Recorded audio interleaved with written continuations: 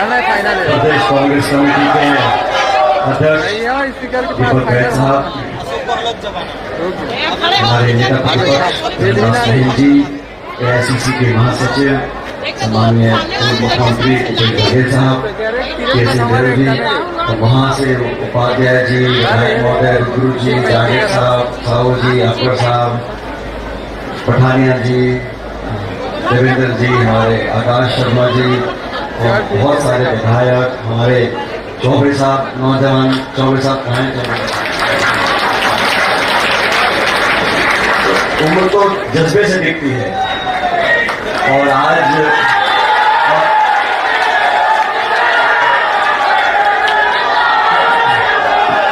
सभी मुख्यमंत्री बैरिया जी, जयसिंह जी, सभी मंचासी नेतागण, युवा कांग्रेस के सिवाय के सभी लोग, और आज मैं सभी नेताओं के भाषण सुन रहा था। मुझे सबके भाषण बहुत अच्छे लगे, लेकिन दो भाषण मुझे बहुत अच्छे लगे, एक दीपक बैद जी का और एक चौबे साहब का। और ये कांग्रेस की विचारधारा, कांग्रेस के संस्कार हैं, जहां पर कोई कितनी कोशिश कर ले, लेकिन इस पार्टी ने 135 साल से, आजादी से पहले से लेके आज तक, देश के प्रत्येक कोने में, हर जिले, गांव, देहात में भी कार्यकर्ताओं, नेताओं ने अपने खून पसीने से इस देश की मिट्टी को सींचा है। और ये आसान नहीं है। ये लोग जो कांग्रेस पार्टी को कटघरे में खड़ा करने की कोशिश करते हैं, उन्हें अंदाजा नहीं है कि देश को आजादी दिलाने में, देश को एक रखने में, देश की अर्थव्यवस्था को पटरी पर लाने में कितना योगदान, कितनी त्याग, तपस्या, समर्पण कांग्रेस के नेताओं ने किया है, दशकों से किया है। आज इस मंच पर हम सब लोग बैठे, कोई पद पे है, कोई पद पे नहीं होगा, लेकिन हम सब एक परिवार के सदस्य हैं और हम सब की सामूहिक जिम्मेदारी है कि देश पे, समाज पे जब संकट आएगा, हम सब लोग सारी बातें बुलाकर अग्रिम पंक्ति में खड़े होकर उस संकट का मुकाबला करेंगे, जनता की रक्षा करेंगे। और इसीलिए राहुल गांधी जी ने आज पूरे देश में कांग्रेस पार्टी के माध्यम से सभी लोगों को इस बात का आह्वान किया है कि हमारा सबसे महत्वपूर्ण मौलिक अधिकार हमारे वोट का अधिकार है। आप कल्पना करो, सन 52 में जब पहली बार देश में चुनाव, आम चुनाव हुए थे, तो बहुत से लोग जो पश्चिमी देशों के थे वो कहा करते थे कि हिंदुस्तान में लोकतंत्र कामयाब नहीं होगा, क्योंकि लोकतंत्र, प्रजातंत्र पढ़े लिखे लोगों के लिए कामयाब है और शिक्षित लोग लोकतंत्र को इस्तेमाल कर सकते हैं। ये हमारे नेताओं के, हमारे आजादी दिलाने वाले नेताओं ने, कांग्रेस पार्टी के नेताओं ने बड़ा मन रख के, सोच रख के, प्रत्येक व्यक्ति को, हर जाति बिरादरी को, उस समय जब अंग्रेज देश को छोड़ के गए थे, क्या हालात देश में थे, विभाजन हुआ था, खून की नदियां बही थी, के बावजूद उसके हर जाति, छोटे बड़े, अमीर गरीब, सब व्यक्ति को एक वक्त एक वोट का अधिकार दिया था। और वो वरदान दिया संविधान के माध्यम से। अम्बेडकर जी ने संविधान लिखा, नेहरू जी ने संविधान को लागू कर देश में सब लोकतंत्र की जड़ों को गहरा किया। और मुझे इतना दुख है देखकर, आज जिन संस्थानों को 70 साल से अलग अलग सरकारों ने पोषित किया, उन संवैधानिक संस्थाओं को जानबूझ के आप खोखला कर रहे हैं। निर्वाचन आयोग की जिम्मेदारी है कि चाहे पंचायत हो, चाहे लोकसभा हो, सारे चुनाव पारदर्शी तरीके से हो। हम अखबार में पढ़ते थे पहले, एक कोई पहाड़ पे दूर दराज कोई एक झोपड़ी में रहते हैं 2 मतदाता, तो मतपेटियों को लेकर निर्वाचन अधिकारी 4-4, 5-5 दिन पैदल जाते थे कि वो वोट खाली न रह जाए। जंगल में, रेगिस्तान में, पहाड़ों पर जाकर वोट की पेटियां रखते थे ताकि एक एक वोट की कीमत हो सके, गिनती हो सके। अब हम क्या देख रहे हैं, लाखों लाख वोटों के नाम काट रहे हैं। बिहार में लाखों वोटों के नाम काट दिए। अभी मुझे को बता रहा था, हम विधानसभा में थे, 125 साल के, 127 साल के, 112 साल के दर्जन लोगों के नाम वोट में डाल रखे हैं, वोटर लिस्ट में डाल रखे हैं। जो जिंदा है नाम काट दिए, जो मर गए उनके नाम जोड़ दिए। और राहुल गांधी जी ने प्रमाण दिया सब देश के सामने, कर्नाटक में दिन दहाड़े वोट की चोरी हुई है। उस वोट चोरी का जो हमने प्रमाण दिया, सबूत दिया, उस पर आज तक कोई ना तो कार्रवाई हुई, ना उसको झुका सकते हैं। आज वोट चोरी रोकने के लिए हमने छत्तीसगढ़ समेत पूरे देश के अंदर हम लोगों ने अभियान चलाया और मुझे खुशी है कि आप इतनी देर से, इतने घंटों से यहाँ पर बैठे हो, क्योंकि आप जानते हैं जिस मुद्दे को राहुल जी ने उठाया है वो मुद्दा कितना गंभीर है और कितना महत्वपूर्ण है। मेरा आप सबसे आग्रह है, आज इस जोश उत्साह से आपने हम सबका स्वागत किया, हम सबको मान सम्मान दिया। आने वाले समय में इस वोट चोरी को रोकने के लिए हस्ताक्षर अभियान, पद यात्राएं, जन समर्थन, जन संपर्क हम लोगों को करना पड़ेगा, गांव गांव जाना पड़ेगा। अपनी वोट की जैसे अपना खेत में फसल पक जाती है तो लठ लेके खड़ा होता है किसान कि मेरे खेत में कोई घुस ना जाए, इसी प्रकार हमारे को अपने वोटर लिस्ट का ध्यान रखना है, हमारे नाम कटना जाए, हमारे नाम जुड़ ना जाए। जहां तक सरकार की बात है, भूपेश जी ने, दीपक जी ने बता दिया आपको, मैंने इतनी जल्दी कोई सरकार फेल हो जाए पहली बार देखा, और वो इसलिए हो रहा है क्योंकि सरकार चलाने वाले लोग रायपुर में नहीं बैठे, वो दिल्ली से हो रहा है जो कुछ हो रहा है।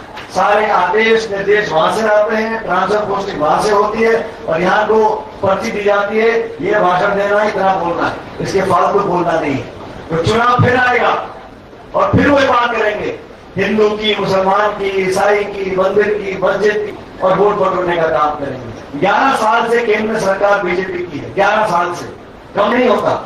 आज भी आप पूछो भाजपा के नेताओं से कि शिक्षित हमारे पढ़े लिखे भाई बहन बेरोजगार भटक रहे हैं, महंगाई हो रही है, फसल खरीद नहीं हो रही, डीएपी खाद नहीं मिल रहा, अरे सारे तो नेहरू जी की गलती थी, राजीव गांधी की गलती थी, अरे तुमने क्या किया 11 सालों में, बताओ।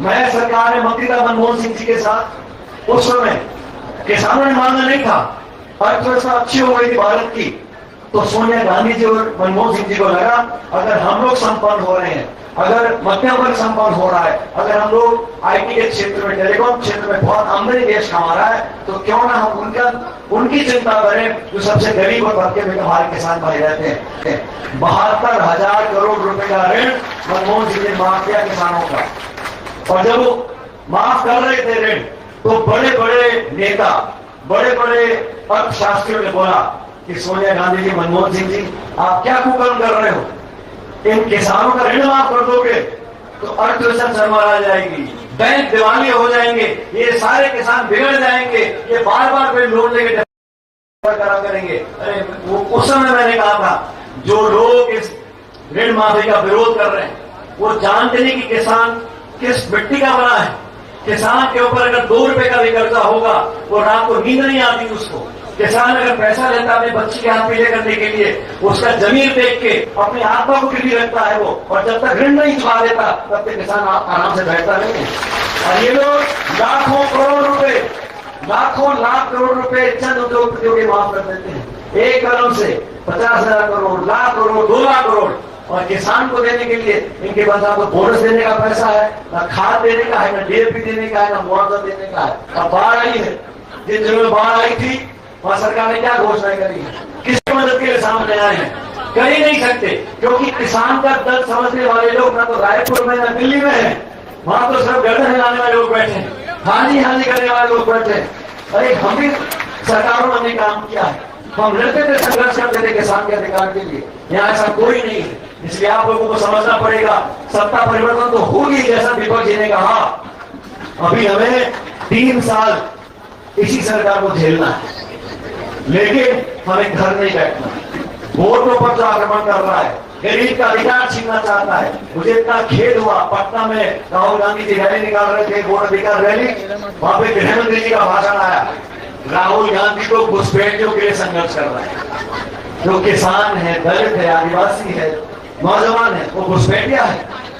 और एक एक वोट की चोरी अगर हम नहीं रोकेंगे तो कल ये कुछ भी रद्द कर सकते हैं। इसी मेरा आप लोगों से निवेदन है, जैसे अभियान हम लोगों ने चलाया है, इसको और गति दें और मजबूती से करें। और आपको विश्वास दिलाता हूं, खड़गे जी और राहुल जी ने हम सब कांग्रेसियों पर एक दायित्व रखा है, इसको पूरा करने में हम पीछे नहीं हटेंगे। और हमारी विनम्रता को, हमारी शालीनता को, हमारी मधुर वाणी को, हमारे अहिंसा में विश्वास को कोई कमजोरी ना समझे। तो कांग्रेस जब सड़क पे आता है तो बड़े बड़ों के होश उड़ जाते हैं, और मैं जानता हूं आप में वो दम है, आप वो कर सकते हो। इसलिए साथियों, संविधान की रक्षा करना, वोट चोरी को रोकना, निर्वाचन आयोग पर दबाव बनाकर उनको सही रास्ते पर लेकर आना, और जो घमंड और आक्रमण की राजनीति कर रहे हैं, दिल्ली की बैठी सरकार सत्ता के नशे में चूर है। वो बोलते हैं 50 साल हम राज करेंगे, हमें कोई हराने वाला नहीं है। वो जानते हैं चुनाव आएगा, वोट चोरी करो, सत्ता में आओ, फिर चुनाव आएगा, फिर वोट चोरी करो, सत्ता हम होने नहीं देंगे। इसलिए राहुल गांधी जी का समर्थन करना है और हम सब लोगों को मिलकर इस वोट चोरी को रोकने के लिए मेहनत से काम करना है।